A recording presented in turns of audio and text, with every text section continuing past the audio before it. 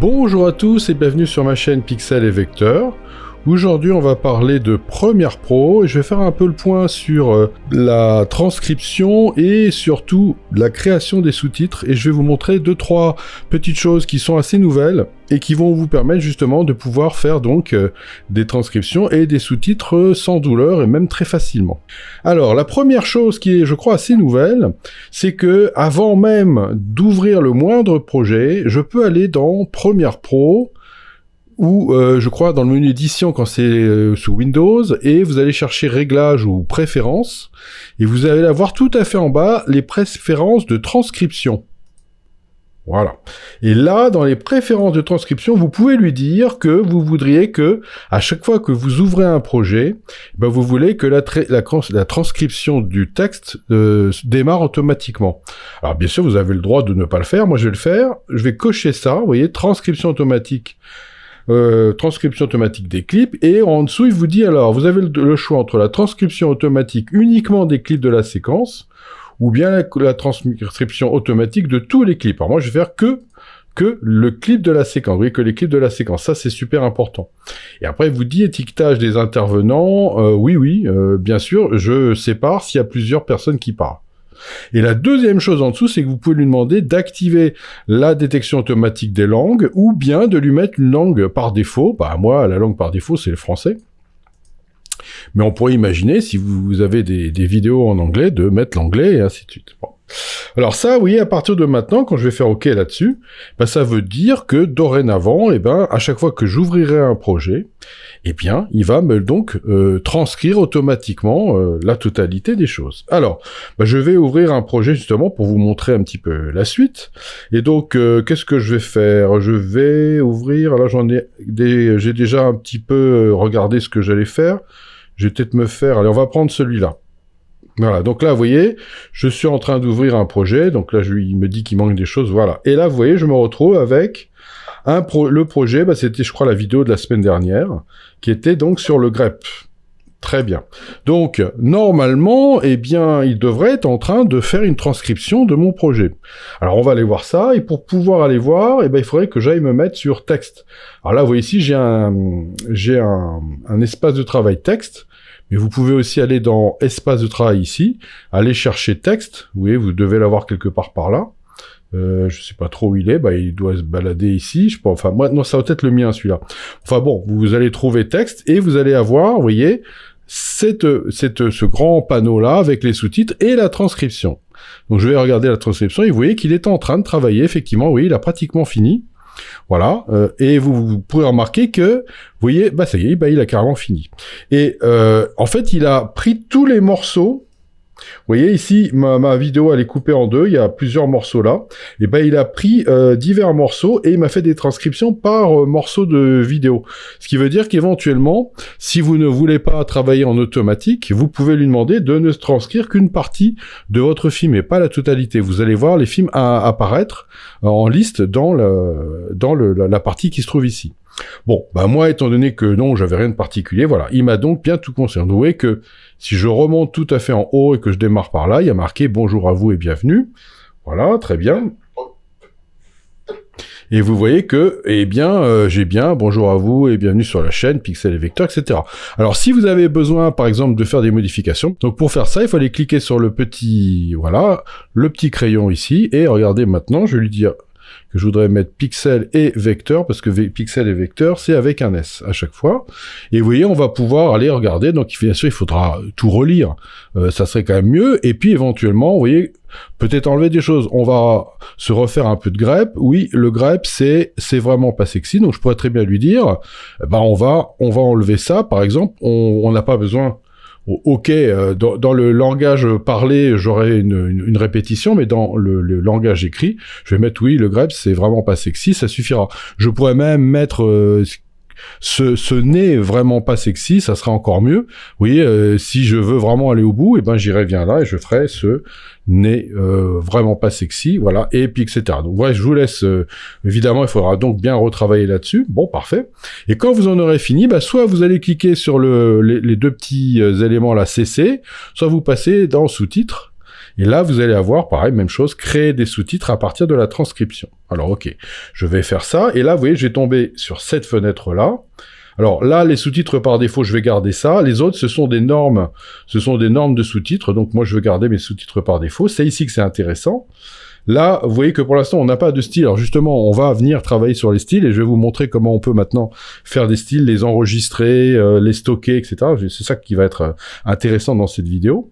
Là, ici, je vais lui dire que la longueur maximum en caractères, je vais la mettre un peu plus loin. Je vais lui dire que je voudrais mettre, voilà, on va se mettre plutôt par là. La durée minimum en secondes, 3. On va garder pas d'écart et on va se mettre une ligne double et je vais créer des légendes. Les légendes, c'est les sous-titres.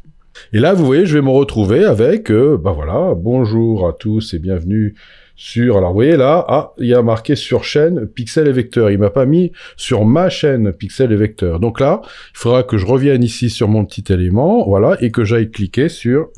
Comme ça, voilà.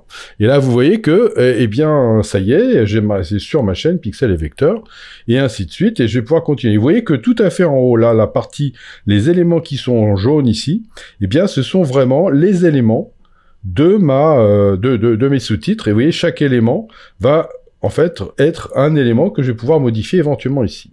Alors, ce qui serait très intéressant que je puisse vous montrer, c'est que si je reviens dans mon interface de montage, c'est-à-dire vraiment dans mon montage ici, vous voyez que ici, alors je vais réduire pour que vous voyez mieux, on va en prendre qu'une petite partie, comme ça. Vous voyez que là, eh bien, j'ai tous mes éléments, et je vais pouvoir, vous voyez, aujourd'hui, on va parler de InDesign, etc. Bon. Mais ce qui est très intéressant, c'est que si je me dis, tiens, je vais en prendre, je vais prendre celui-là, vous voyez, et je double-clique sur l'élément. Vous voyez, si je sélectionne simplement l'élément, il se passe rien, mais si je double-clique sur l'élément, vous voyez que ça m'envoie directement dans l'interface texte qui va me permettre de pouvoir modifier. Vous voyez, sur la partie droite, on a objet graphique essentiel. Sur la partie gauche, on a la transcription. Donc, vous voyez que je pourrais aussi regarder ici, par là, et regarder un petit peu si je dois modifier mon texte. Mais là, ce qui va m'intéresser ici, c'est de regarder un petit peu qu'est-ce que j'ai ici. Vous voyez que pour l'instant, j'ai voilà un style qui a été fait par défaut. Et moi, j'aimerais bien le changer, ça. Alors, vous voyez, j'ai cet élément-là qui est sélectionné. Bah, le simple fait d'avoir un élément ici sélectionné, c'est suffisant pour aller lui dire, bah tiens, ce que je vais faire, c'est que je vais changer, par exemple, ma police. Alors, je vais venir ici, et puis je vais descendre, là ou monter, je sais pas, je vais regarder. Je cherche une police un peu grasse, on va pour qu'on ait vraiment une grosse différence. Il me semble que j'avais une police, voilà, je pourrais prendre une police, une Futura, non, ça va pas être bien, une Gilles, une Helvetica comme ça. Vous voyez, regardez, ça me fait ça. Une Helvetica Condensed Black. Ouais, ça pourrait être pas mal, voilà. Et puis, je pourrais me dire, cette police, je la voudrais un chouïa plus grande. Voilà, on va la mettre un peu comme ça. Voilà, et je la voudrais... Alors, vous voyez en bas, vous voyez, toujours en bas est centré. Donc ça, je ne touche pas. Je vais peut-être monter un petit peu, oui, changer un petit peu l'espace entre les caractères. Voilà, regardez, vous voyez. Je pourrais changer. Bon, vous voyez, je vous montre. Bon, en fait, en l'occurrence, non, j'ai pas trop envie. Mais voilà, je pourrais le faire. Allez, je vais légèrement le changer. Et puis surtout, je vais changer sa couleur. Parce que vous voyez, blanc sur blanc, là, c'est pas terrible. Donc, je vais aller lui mettre une couleur un peu jaune. Voilà, je vais me mettre un jaune, j'aime bien un jaune un petit peu orangé comme ça. Vous voyez qu'on voit instantanément. Voilà. Je vais dire que mon ombre portée, je voudrais que ce soit peut-être un petit peu plus flouté. Par contre, je veux que ça reste bien noir. Je vais peut-être rajouter encore un petit peu plus de noir comme ça. Voilà, vous voyez, donc je fais... En fait, vous voyez, ce que je fais, c'est... En fait, je suis en train de créer un style. Et justement, c'est ça qui va être intéressant, c'est que une fois que j'en ai terminé avec ça, bah, je vais venir dans la partie ici, style, voilà, et là où il y a le petit plus, je vais cliquer sur le petit plus et je vais lui demander de créer un style. Voilà, bah, je vais l'appeler Helvetica jaune. Voilà, pour y comprendre un peu quelque chose. Et là, il me dit, on va enregistrer dans le projet, et on pourrait l'enregistrer dans les projets, tous les projets locaux. Bon, a priori, je vais cocher les deux. Vous allez voir que, si par exemple, je veux créer un autre projet, ça va pas être suffisant. Donc, je vais déjà faire ça. Et je vais faire OK là-dessus. Très bien. Donc là, vous voyez, ça y est, j'ai un style qui s'appelle Helvetica jaune. On a un peu une idée du style, mais le problème, je vous le rappelle, c'est que si je viens ici, le style c'est ça, enfin c'est pas un problème, c'est une bénédiction, je serais tenté de dire, c'est que maintenant que j'ai appliqué un style à mes lettrages, bah, mes lettrages vont tous être avec le même style, donc c'est ça qui est très plaisant, et si je redouble-clique sur cet élément-là, vous voyez, je vois bien réapparaître ça, voilà. Donc si maintenant je me dis, ouais d'accord, c'est pas mal, mais admettons que je veuille le changer encore, et ben je vais pouvoir le changer. Ce que je vais peut-être faire avant, c'est que je voudrais l'enregistrer, parce que j'aimerais bien pouvoir l'utiliser dans un autre projet. Et pour pouvoir l'enregistrer dans un autre projet, vous voyez que le style qui est là, je le retrouve aussi dans mon projet, vous voyez que mon style apparaît ici, vous voyez, il est là. Voilà, si je fais un clic droit, ici, vous voyez, dans le style, je pourrais lui demander d'exporter les styles de texte. Voilà. Et là, je vais aller donc dans mon disque dur à moi. Et dans mon disque dur à moi, j'ai un endroit que j'ai appelé, alors il faut que je le retrouve, mais qui va s'appeler donc la caverne d'Ali-Baba. Voilà, dans la caverne d'Ali-Baba, j'ai tous les éléments où justement que je voudrais stocker pour pouvoir les réutiliser plus tard. Et ici, vous voyez, j'ai un dossier qui s'appelle 18 Premiere Pro. Je vais double-cliquer ici. Ça s'appellera Helvetica jaune et vous voyez que vous allez avoir PRX Style. Ok, très bien. Je fais enregistrer ici. Ça y est, mon style a été enregistré.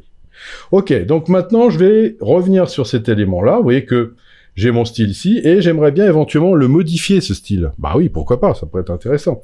Alors, on va le modifier, c'est-à-dire que je pourrais lui dire que, tiens, je vais changer la couleur de mon style, par exemple. Donc, je vais prendre la couleur là, et je vais lui dire que j'aimerais bien, en fait, être un petit peu plus orangé, comme ça. Voilà, je fais OK, là. Très bien. Là, vous voyez que, qu'est-ce qui se passe? Je suis intervenu sur cet élément-là, mais vous voyez que sur l'élément d'à côté, il n'a pas été changé. Vous voyez que si je reviens sur cet élément, il est orange. Pour pouvoir le propager sur la totalité, il va falloir que j'aille cliquer sur le petit bouton qui est là, qui est redéfinir le style.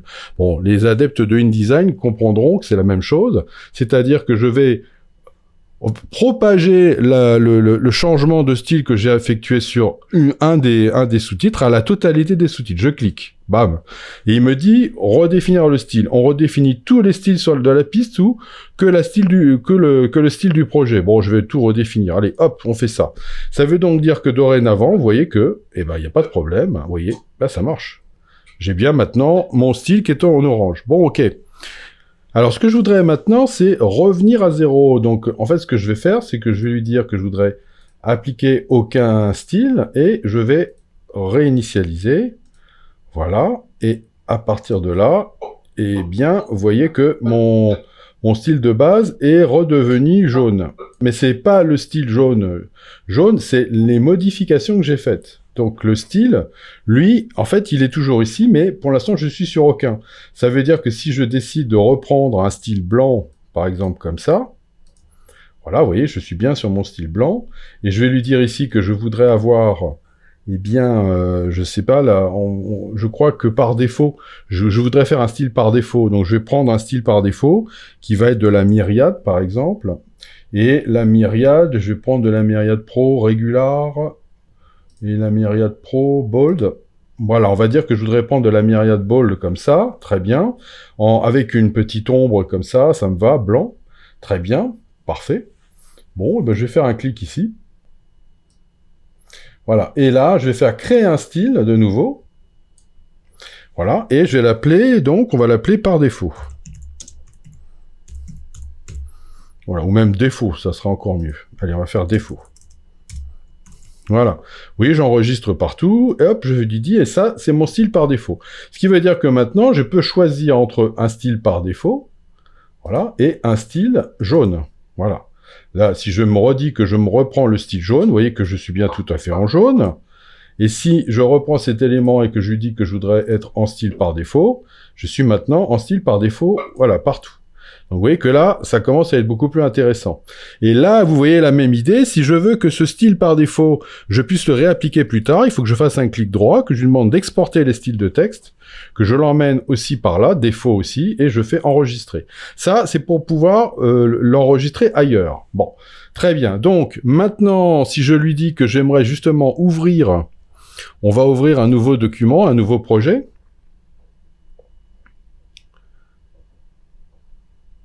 Voilà, et je vais prendre celui qui est juste en dessous, voilà, je vais ouvrir ce projet-là. Voilà. OK. Donc là, vous voyez, j'ai un projet. Je lui dis que, voilà, je veux ça tel quel. Voilà. Vous voyez que ici, je suis sur un autre projet. OK, très bien. Je vais me mettre à un endroit où on n'est pas trop mal. Voilà. Vous pouvez remarquer que dans la transcription, vous voyez, c'est en train de travailler. Donc, vous voyez qu'il n'y a pas de souci. On va pouvoir donc refaire des sous-titres. Là, ce qui va m'intéresser de vous montrer, c'est que si je travaille sur un autre projet, bah, vous allez voir qu'il va falloir que je réimporte mes styles parce qu'ils ne seront pas par défaut. Ça, c'est un peu dommage, je trouve. Alors, je vais couper là et je vais attendre que la transcription soit terminée. Voilà. Et ben, elle est déjà terminée. Parfait. Donc, même idée. Je passe sur sous-titres ici. Vous voyez qu'on a déjà tous nos sous-titres là. Voilà, très bien. Donc, je regarde un petit peu où j'en suis là. Voilà, très bien.